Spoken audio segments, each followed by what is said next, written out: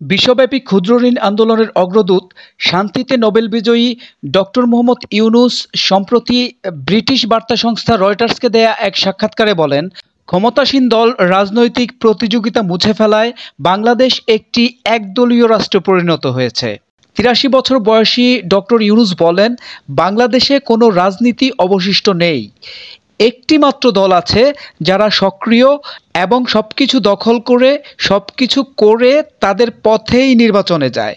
ক্ষমতাসীন দল আওয়ামী লীগকে উদ্দেশ্য করে তিনি আরও বলেন, তারা তাদের লোকদেরকে বিভিন্ন রূপে নির্বাচিত করে, সঠিক প্রার্থী, দামি প্রার্থী, স্বতন্ত্র প্রার্থী, তবে তারা সবাই একই দলের। গত ৭ জানুয়ারি অনুষ্ঠেয় দ্বাদশ জাতীয় সংসদ নির্বাচনকে উদ্দেশ্য করে ডক্টর ইউনূস আরও বলেন, টানা চতুর্থ মেয়াদে শেখ হাসিনা এমন একটি নির্বাচনে জয়লাভ করেন যে নির্বাচনটি দেশের প্রধান বিরোধী দল বিএনপি নির্বাচনের আগে তাদের শীর্ষ নেতাদের নির্বাসনে বা জেলে থাকার কারণে নির্বাচন বয়কট করেছিল।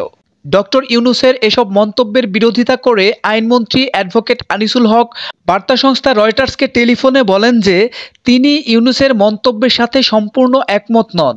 তিনি আরও বলেন, শুধু আমিই নই, দেশের জনগণও তার সাথে দ্বিমত পোষণ করবে। তিনি আরও বলেন, এদেশে গণতন্ত্র পুরোপুরি কার্যকর। সম্প্রতি দেশের আভ্যন্তরীণ রাজনীতি নিয়ে বিশ্ব সংবাদ মাধ্যমে ডক্টর ইউনূস এর এমন মন্তব্য বিশ্বে দেশের ভাবমূর্তিকে ক্ষুণ্ণ করবে বলেই বিশ্লেষকেরা মনে করছেন। সোহেল মাহমুদ, অন্য ধ্বনি, ঢাকা।